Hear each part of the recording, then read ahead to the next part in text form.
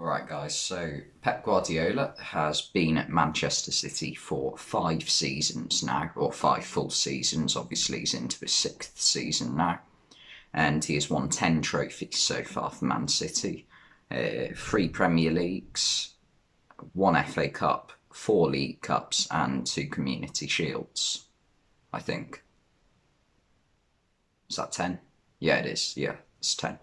Um, and today I just wanted to make a video about who I think has been his best signing since he joined the club in 2016.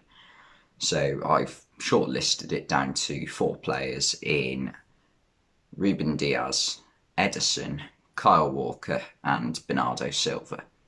And I'm just going to explain the case for each one and eventually tell you who I think has been the best signing. So without further ado, let's go.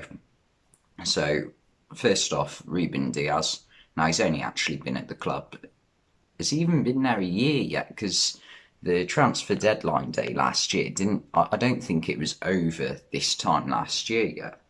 So he might not have even been there a year yet. But last season he was one of the top 3 players in the Premier League. It was between him, Harry Kane, and probably Bruno Fernandes, really, for the Player of the Season award.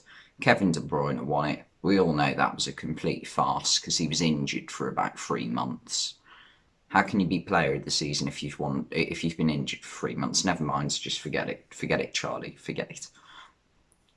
But he was brilliant for Man City, the best defender in the league last season. Obviously, Virgil van Dijk was absent.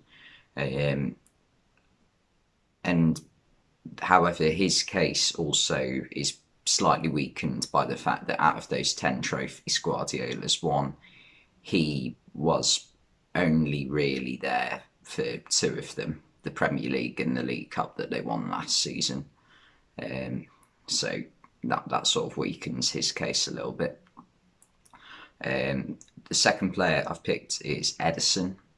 He's been there for four years now. This is his 5th season. He missed the first season under Guardiola, but Guardiola didn't win any trophies in his first season at the club. So he's won 10 trophies with Man City, which is incredible. Same with Kyle Walker and Bernardo Silva, who I've also picked with my other picks on the shortlist. Edison, he's been brilliant because in Man City's first season with Guardiola, obviously they sort of binned off Joe Hart, sent him on loan to Torino, and they signed Claudio Bravo for about 17 million from Barcelona, and he had a shocking season for City in his one and only season as #1 goalkeeper. And Edison, first season he comes in, Man City are the greatest Premier League team of all time. As much as all these nostalgia merchants would like to say, oh, it was the Arsenal Invincibles, that, by the way, they drew 12 games. Liverpool in 2018-19 didn't even win the league. Man City won it, and they won 30 games, drew 7 and lost 1. That's a better team than the Arsenal Invincibles as far as I'm concerned. Other people say the Chelsea 2004-05, yeah, again, very good side, but I still think Man City's 2017-18 team were better. And a lot of other people say numerous Man United sides. Fun fact for you, Man United have never ever got more than 91 points in a Premier League season. Man City have had 100 in one season. Clear winner. And I'm a Liverpool fan, by the way, if you can't tell. What was I saying? Oh yeah, I was on about Edison. Again, yeah, he came through at the same time as Kyle Walker and Bernardo Silva. He's been, like, with obviously Guardiola's system where he likes to swap the players, rotate them like week in, week out. Edison usually is the one player that stays in the team because he's the goalkeeper, obviously, except from maybe the cup games where they now play Zach Steffen. He's been a brilliant goalkeeper. The way he can come off his line and he's comfortable with the ball at his feet is vital to the way that Manchester City play. In his entire time at Man City, I can think of very few mistakes he's made. I remember he made one in the 4-3 loss to Liverpool in January 2018, where he played it out to Salah. Salah lobbed him. Another one would be McTominay's goal in the Manchester derby, probably 18 months ago now. I think that was the last game before COVID happened, actually. But yeah, he's been a phenomenal goalkeeper for Man City. He is one of the best goalkeepers in the world, and he only costs them about 40 million. Third case, Kyle Walker.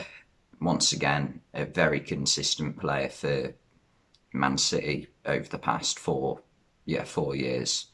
I wouldn't say he's as naturally gifted as other right backs in the league, like Trent Alexander-Arnold, Reece James, but he's become one of those players that has got a lot better as he has got older. Like I don't think he's fully reached his peak. I think he has only begun to reach his peak since about 2018, and by then he was already, I'd guess, about 28. So he's definitely got better with experience, I think. He still is prone to the occasional error at the back for City, but he has got his strengths. He's obviously lightning quick. He's one of the quickest players in the Premier League. And yeah, he's a very good player now. And the maddest thing is, I still wouldn't say he's City's best right back in the past 10 years. I think Pablo Zabaleta probably was slightly better than Kyle Walker. But obviously Zabaleta was getting old and he needed replacing, and Walker's done a very good job at replacing him.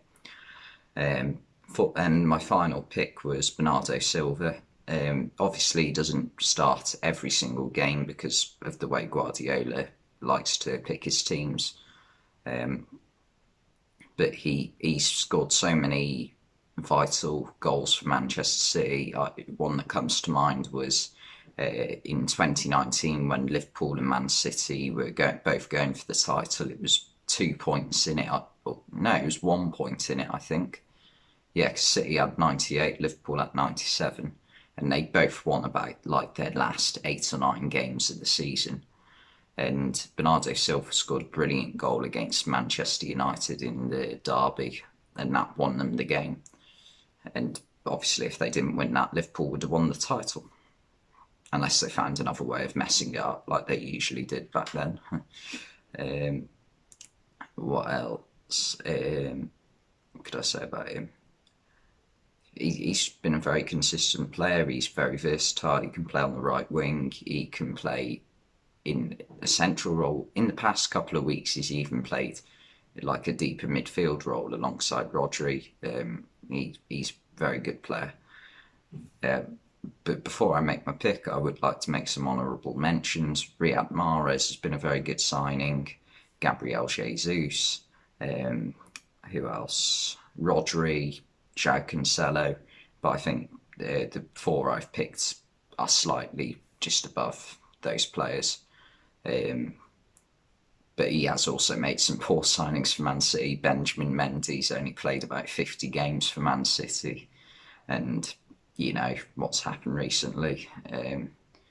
But yeah, anyway, my pick for Pep Guardiola's best Man City signing is Edison, because how